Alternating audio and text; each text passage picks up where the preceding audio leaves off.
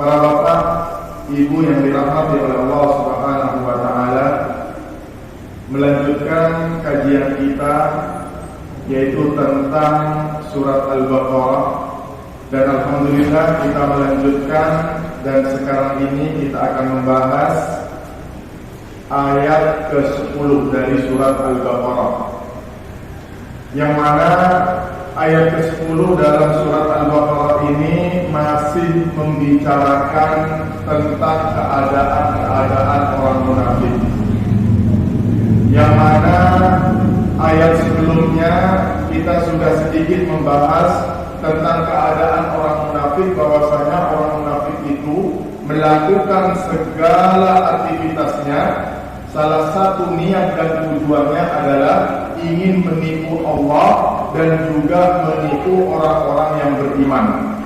Tetapi dibantah oleh Allah Subhanahu wa taala, sesungguhnya dia tidak menipu Allah, tetapi dia sendiri yang tertipu dengan apa yang dia lakukan. Jadi sekali-kali Allah dan orang-orang yang beriman itu tidak pernah tertipu. Kenapa? Karena selama hidupnya, kalau memang dia berjalan sesuai dengan ketentuan-ketentuan Allah Subhanahu wa taala dan Rasulnya, maka selamanya orang Islam, orang yang beriman kepada Allah Subhanahu wa taala tidak akan pernah tertipu. Meskipun mungkin di luar sana orang-orang yang mungkin membenci kepada orang yang beriman, membenci kepada orang yang Islam dengan segala cara tipu muslihat dan yang lainnya, maka sekali-kali itu semuanya tidak akan memberikan mudarat dan membahayakan bagi orang Islam.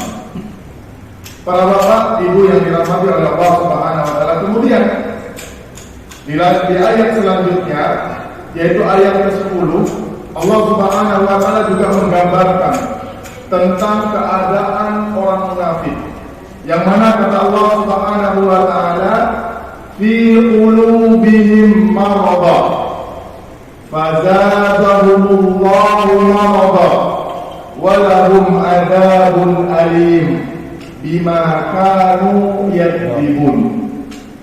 Kata Allah Subhanahu wa taala, orang munafik itu yang suka melakukan kebohongan-kebohongan, yang suka melakukan kedustaan-kedustaan, yang suka melakukan tipu muslihat, maka karena di dalam hatinya mereka itu ada penyakit. Fi qulubihim marad. Kenapa? Karena di dalam hati mereka ada penyakit. Yang mana para bapak ibu yang dirahmati oleh Allah Subhanahu wa taala, berbicara masalah hati yang sakit ini. Jadi kita akan membahas hati yang sakit ini bukan sakitnya sakit secara fisik, yang ketika sakitnya secara fisik mungkin bisa diobati, disembuhkan dengan obat-obatan yang ada di apotek, atau mungkin kita bisa datang ke spesialis ataupun dokter yang berkaitan dengan sakit hati itu. Tetapi di sini sakit yang disebutkan oleh Allah Subhanahu wa taala yang diderita oleh orang-orang munafik itu adalah sakit hati secara batin. Maka ketika hatinya ini sakit secara batin, maka ini lebih parah daripada hanya sekedar sakit hati secara fisik. Jadi sakit hati secara batin ini luar biasa, dampaknya luar biasa kepada kehidupan kita.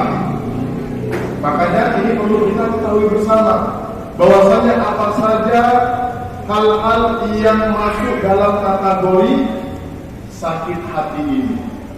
Para bapak ibu yang dirahmati oleh Allah Subhanahu wa taala, mungkin kita sudah sering mendengar di dalam Al-Qur'an Allah Subhanahu wa taala membagi hati itu. Ada yang disebutkan oleh Allah Subhanahu wa taala qalbun salim, yaitu hati yang selamat. Atau ada juga di dalam ayat yang lain qalbun munib, yaitu hati yang senantiasa kembali kepada Allah, hati yang senantiasa bertobat kepada Allah Subhanahu wa taala. Maka ini menjadi kesatuan antara qalbun salim dengan qalbun munib. Kemudian yang kedua disebutkan juga tentang macam hati yang ada di dalam Al-Quran, yaitu qalbun mayyit, yaitu hati yang mati. Jadi ada hati yang hidup, kemudian ada hati yang mati. Kemudian juga yang ketiga yang disebutkan di dalam Al-Quran tentang macam hati yang ketiga ini, kata Allah Subhanahu wa taala, yaitu qalbun marid, yaitu hati yang sakit. Jadi kalau seandainya kita berbicara masalah hati dari ketiga-tiganya ini, maka yang menjadi dasar, yang menjadi persoalan yang paling utama ketika seseorang itu memiliki hati yang sakit ataupun hati yang mati. Maka kebalikannya, kalau dia terhindar dari yang namanya sakit atau hati yang sakit atau hati yang mati, maka dia otomatis memiliki hati yang sehat. Jadi itu otomatis. Makanya ketika kita memiliki hati yang sehat, maka akan terhindar yang namanya hati yang mati ataupun hati yang sakit. Nah, maka para bapak ibu yang dirahmati oleh Allah Subhanahu wa taala, berbicara masalah hati yang sakit ini, maksudnya adalah hati yang memiliki bermacam penyakit hati. Sehingga apa? Sehingga hatinya itu tidak terkontrol. Kadang ketika imannya kuat, maka dia akan menjadi orang yang berimannya luar biasa. Tetapi kalau lagi hatinya itu sakit, maka dia lebih condong untuk melakukan kemaksiatan itu. Jadi dalam artian hati yang marid ini, para bapak ibu, tidak stabil. Kadang ketika datang imannya kuat, maka dia semangat di dalam beribadah. Tetapi ketika imannya lagi down, imannya lagi turun, maka dia mudah untuk melakukan berbagai macam kemaksiatan. Tapi kalau sudah hatinya mati, maka ini sangat sulit. Untuk mendengarkan nasihat itu sangat sulit. Mendengarkan zikir-zikir ataupun pelajaran-pelajaran itu juga sangat sulit ketika hati itu dalam keadaan mati. Para bapak, ibu yang dirahmati oleh Allah Subhanahu wa taala, maka alangkah baiknya kita sedikit mengenal tentang macam-macam penyakit hati ini. Jadi sekali lagi, penyakit hati ini maksudnya adalah penyakit hati secara batin, secara batin, bukan secara fisik. Maka disebutkan oleh para ulama, penyakit hati yang pertama kali muncul dan ini menjadi sumber awal dari dosa-dosa yang ada di permukaan bumi ini adalah penyakit hati. Apa kira-kira para bapak ibu? Penyakit hati yang pertama, yang ini pertama kali ada, dan pertama kali kemaksiatan yang ada di muka bumi ini setelah Allah Subhanahu wa taala menciptakan Nabi Adam. Apa itu kira-kira? Hasad. Sombong. Hasad. Sombong. Yaitu sombong. Al-kibr. Ya. Jadi sekali lagi kata para ulama, dosa dan penyakit hati yang pertama kali muncul, yang pertama kali ada setelah penciptaan Nabi Adam alaihissalam, itu adalah sifat sombong. Sifat sombong. Dan memang secara garis besar sumber dari segala maksiat, sumber dari segala dosa disebutkan di dalam Al-Quran itu ada 3 sumbernya. Dan itu terjadi ketika awal-awal penciptaan manusia. Yang pertama adalah sombong, yang menyebabkan iblis ataupun setan ataupun jin itu diusir oleh Allah Subhanahu wa taala dari surga. Diusir. Kemudian dilaknat oleh Allah Subhanahu wa taala. Kenapa? Karena sombong. Ini yang pertama.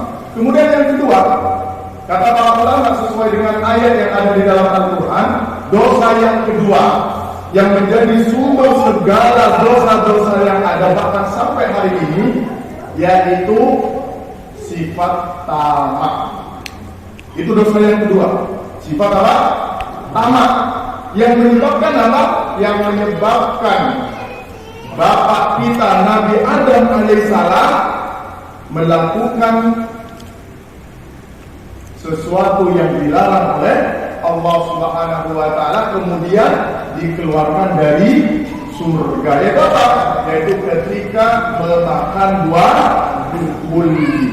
Padahal Allah Subhanahu wa taala mengatakan kepada Nabi Adam dan istrinya, wahai Adam dan istrinya, tinggallah kamu itu di surga dan kamu boleh makan apa saja yang kamu sukai, kecuali kamu jangan sampai mendekati satu pohon, yaitu yang disebut oleh kita sekarang itu adalah buah khuldi. Padahal di situ sudah banyak sekali makanan-makanan. Kenapa kok masih Nabi Adam berserta dengan istrinya itu memetik ataupun mendekati pohon yang dilarang itu? Kenapa? Karena mungkin karena sifat tamaknya, sifat ingin memilikinya, sifat ingin mengetahuinya. Sehingga apa? Sehingga dia melakukan hal yang seperti itu. Tentunya semua itu atas godaan setan.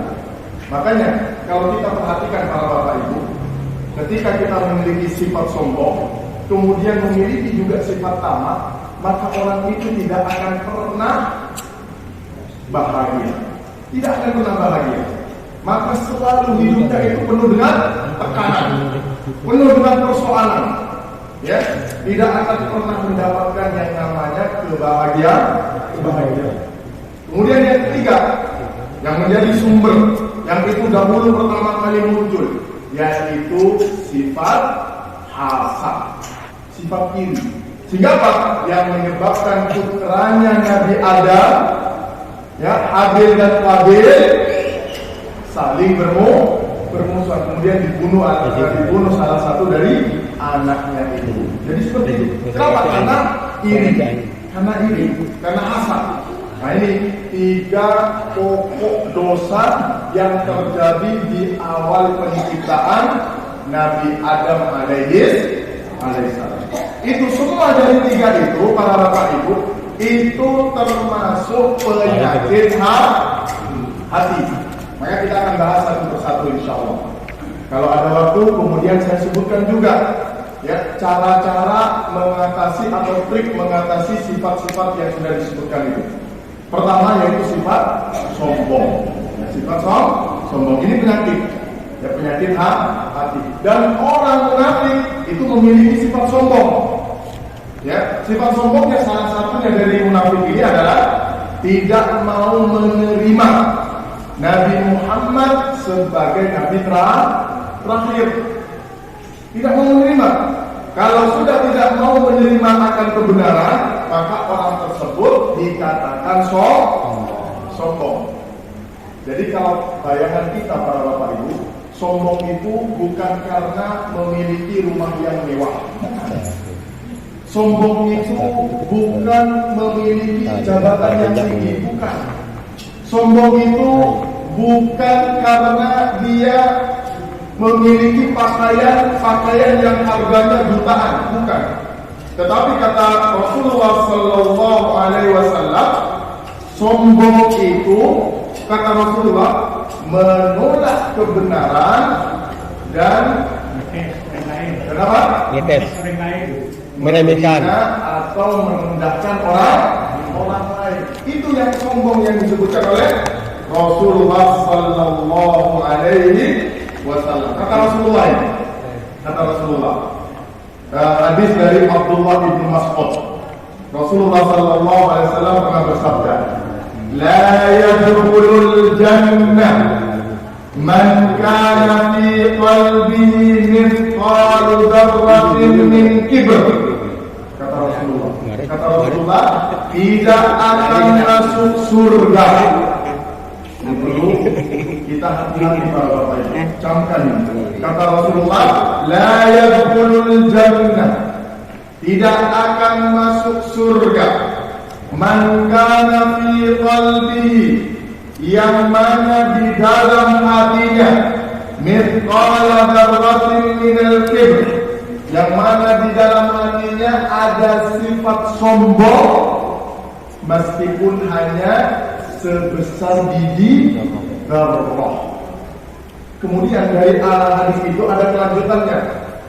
Ketika sahabat mendengar hadisnya yang disabdakan oleh Rasulullah SAW, tidak akan masuk surga orang yang di dalam hatinya ada sifat sombong meskipun hanya sebesar biji zarrah. Kemudian sahabat berkata kepada Rasulullah, ya qala rajul, inna rajul yuhibbu an yakuna thawbuhu hasanan wa na'luhu hasanan.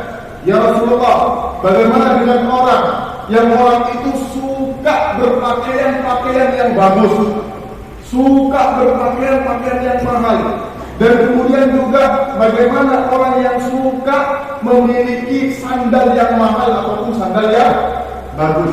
Kata Rasulullah SAW ketika mendapatkan pertanyaan yang seperti itu, kata Rasulullah, Inna Allah jamil wa yuhibbul jamal. Sesungguhnya Allah itu indah dan Allah suka kepada keindahan. Kemudian Rasulullah SAW lanjutkan, al-kibru batal haq wa qattin nas. Yang disebut dengan sombong itu adalah dia menolak kebenaran, kemudian melecehkan atau menghinakan orang lain. Ini yang disebut dengan sombong. Hadis riwayat Imam Muslim. Para bapak, ibu yang dirahmati oleh Allah Subhanahu wa taala, sekali lagi, sombong itu bukan ketika kita memiliki benda-benda yang mahal ataupun mobil yang mewah banyak dan yang lainnya. Tetapi sombong itu ketika kita diberi kebenaran, disampaikan kebenaran kepada kita, kemudian kita menolak, maka kita dikatakan sombong. Ya, dikatakan sombong. Makanya ketika kebenaran itu datangnya dari orang yang mohon maaf lebih mudah daripada kita, maka kita harusnya terima. Jangan sampai kita mentang-mentang ya, karena sudah punya jabatan, karena mungkin sudah punya kekayaan, bahkan mungkin sudah dianggap orang yang dewasa atau dianggap maaf sesepuh, kemudian ketika dinasihati dengan hal-hal yang baik, kemudian kita tolak, kemudian kita bahkan meremehkan. Nah, ini yang dikatakan sombong kata Rasulullah SAW. Dahulu para bapak ibu, dahulu itu ada seorang ulama tabi'in, yang bernama Atta, ya, seorang ulama tabi'in yang bernama Atta. Dan ulama ini sudah terkenal masyhur akan ilmunya yang sangat luas, akan dalamnya tentang hukum-hukum Islam. Kemudian ketika itu, ya, ulama tabi'in ini bertemu dengan seorang pemuda. Kemudian dari lisannya seorang pemuda ini kemudian keluar nasihat-nasihat yang disampaikan kepada ulama Atta ini. Disampaikan, wahai syekh, katanya. Dia tidak tahu kalau dia seorang ulama. Dia mengatakan syekh itu hanya sekedar melihat keadaan yang kita sudah tua. Kemudian mengatakan apa? Ya syekh, jadi begini, kita harus begini, karena Rasulullah mengatakan begini. Disampaikan. Kemudian apa yang disikapi oleh seorang ulama tabi'in ini, dan itu dilihat oleh para murid-muridnya. Kemudian ya, Imam Atta ini, seorang ulama tabi'in ini, dia hanya sekedar apa? Ngangguk-ngangguk, ya, menerima. Kemudian dia memperhatikan betul apa yang disampaikan oleh pemuda tersebut, sampai dikatakan dan dikisahkan seakan-akan ulama Atta ini baru mendengar ilmu yang disampaikan oleh pemuda tersebut, padahal Atta ini sudah mengetahui ilmu itu yang disampaikan pemuda itu bahkan sebelum pemuda itu lahir. Saking apa? Saking menghormati ilmu. Sehingga apa? Sehingga dia diam. Tidak langsung dia mengatakan apa? Langsung mengatakan, anak kecil saya sudah tahu itu. Dari dulu sudah saya sudah mengetahui tentang ilmu itu. Dari dulu, dari ini. Jadi janganlah kita sampai memiliki sifat yang seperti meskipun kita sudah mengetahui, maka kita hargai, kita hormati. Ya. Kenapa? Karena ilmu itu memang dari dulu yang memang seperti itu. Yang sering disampaikan oleh Ustadz Kadir bahwasanya ilmu itu seperti rukun iman, itu dari dulu di zaman Nabi sampai sekarang rukun iman ada 6, tidak akan pernah bertambah dan juga tidak akan pernah berkurang. Jadi ketika ada seseorang yang menyampaikan kepada kita tentang rukun iman yang ada 6, maka kita harus terima dan harus mendengarkan. Jangan sampai kita menolaknya meskipun kita sudah mengetahui. Sekali lagi, para bapak ibu, nasihat seorang ulama, ya, kenapa Al-Quran itu diulang-ulang? Sehingga ada orang yang liberal pemahamannya mengatakan bahwasanya Al-Quran itu satu buku yang tidak sistematis, penulisannya sangat buruk sekali. Kenapa? Karena di dalam Al-Quran isinya itu selalu diulang-ulang, tidak sistematis. Harusnya karangan itu, harusnya buku yang penuh dengan pelajaran-pelajaran, penuh dengan ilmu-ilmu itu harus sistematis. Tidak ada pengulangan-pengulangan, harus runtun, ceritanya runtun, tidak terputus-putus. Sedangkan Al-Quran itu ceritanya terputus-putus, dan bahkan ceritanya pun juga isinya penuh dengan pengulangan. Cerita Bani Israel ada di surat Al-Baqarah. Kemudian nanti ya di surat An-Nisa ada. Kemudian di surat yang lainnya nanti ada lagi, ketemu lagi. Seakan-akan diulang-ulang. Maka jawaban seorang ulama mengatakan, disitulah hebatnya Al-Quran. Kenapa Al-Quran itu diulang-ulang? Karena hati kita ibaratnya seperti bunga. Seperti bunga, yang mana bunga itu setiap hari harus disiram. Agar apa? Agar tumbuh. Ya, agar tumbuh mekar, kemudian berseri-seri. Begitu juga dengan Al-Quran, sering diulang-ulang agar kita sering mengingat. Begitulah hati keadaannya. Makanya ilmu itu harus diulang-ulang. Jangan sampai kita pernah bosan terhadap satu ilmu, ya, dengan mengatakan ilmu itu lagi, ilmu itu lagi. Jangan sampai. Ya, kenapa? Sekali lagi kita itu butuh pengulangan. Bahkan dikatakan ilmu itu lebih liar daripada seekor binatang yang sangat liar. Ilmu itu sangat liar. Makanya kata para ulama, ikat ilmu itu, ulang-ulang ilmu itu. Agar apa? Agar senantiasa ada di samping kita, ada di dalam diri kita. Para bapak ibu yang dirahmati oleh Allah SWT. Jadi itu, ya, sifat sombong. Jadi ketika ada sifat sombong, maka kita tidak akan masuk ke dalam surga. Dan yang disebut dengan sombong kata Rasulullah, menolak kebenaran dan melecehkan orang lain, menghinakan orang lain. Kemudian para bapak ibu yang dirahmati oleh Allah Subhanahu wa taala, maka salah satu cara agar kita menghilangkan sifat sombong ini. Jadi sekali lagi, saya ulangi lagi, sifat sombong itu adalah ya sifat yang paling pertama muncul ketika penciptaan Nabi Adam. Sehingga apa? Sehingga iblis itu dilaknat, kemudian diusir dari surga. Nah, kemudian orang yang memiliki sifat sombong ini, maka dia tidak akan masuk surga. Ya, dan hakikat sombong itu adalah menolak kebenaran dan menghinakan orang lain. Lantas bagaimana cara kita itu agar terhindar dari sifat sombong? Yang sifat sombong itu termasuk penyakit hati yang harus kita hindari. Maka para ulama, ya beberapa ulama itu menulis, kemudian merangkum dari beberapa ayat-ayat Allah Subhanahu wa taala dan hadis-hadis Nabi sallallahu alaihi wasallam minimal. Sebenarnya banyak. Ya saya hanya mencantumkan 5 saja. 5.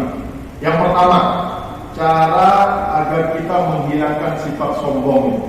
Yang pertama, selalu ingat bahwa semua yang terjadi itu atas kehendak Allah. Ingat, semua yang terjadi kepada kita itu semuanya atas kehendak dan izin Allah Subhanahu wa ta'ala. Jadi bukan karena kita.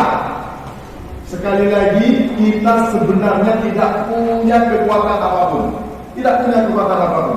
Yang memberikan murni kepada kita semua yang kita miliki itu adalah Allah Subhanahu wa ta'ala. Harta kita itu sebenarnya murni pemberian Allah.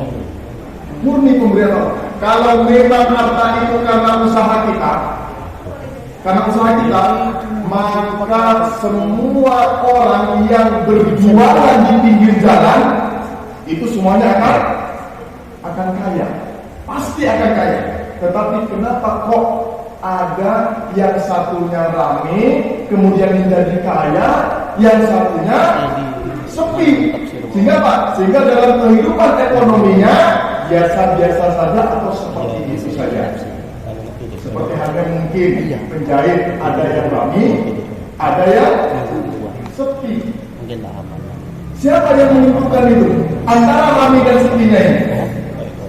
Maka semata-mata itu atas kehendak Allah Subhanahu wa ta'ala. Sehingga ketika semuanya dikembalikan kepada Allah, maka tidak ada ruang di dalam hati kita untuk memiliki sifat sombong. Toh ini pemberian Allah, toh ini atas izin Allah. Saya seperti ini karena izin Allah. Seandainya Allah tidak mengizinkan, mungkin kita tidak akan seperti ini. Mungkin kita tidak akan memiliki ini. Mungkin kita tidak seperti ini sekarang ini.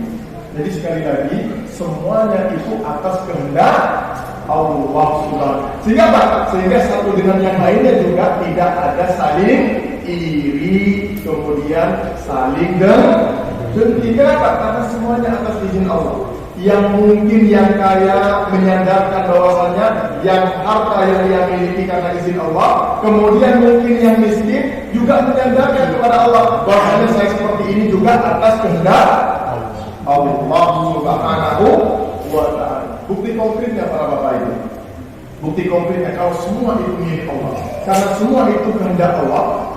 Bukti konkretnya adalah kisahnya Qarun. Tahu Qarun? Kisahnya Qarun.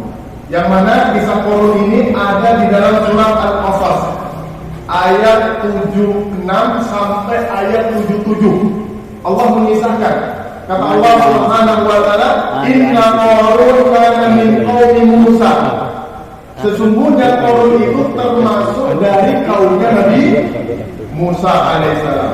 Fadara alaihim, kemudian dia sombong. Kemudian kata Allah Subhanahu wa ta'ala, wa atainahu minal kunuzi ma in wata. Sesungguhnya ini kata Allah, wa atainahu, dan kami berikan. Ingat kalimatnya itu Bapak Ibu, wa atainahu min kunuzi, dan saya berikan perbendaharaan harta kepada Qarun. Di sini sekali lagi ada kalimat wa atainahu, dan kami berikan. Jadi sekali lagi yang memberikan itu siapa?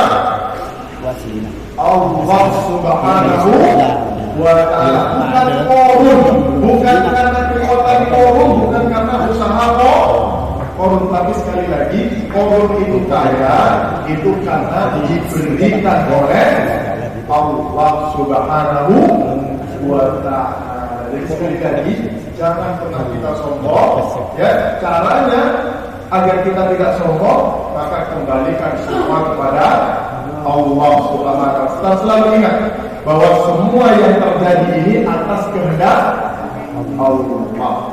Jadi itu yang pertama para bapak.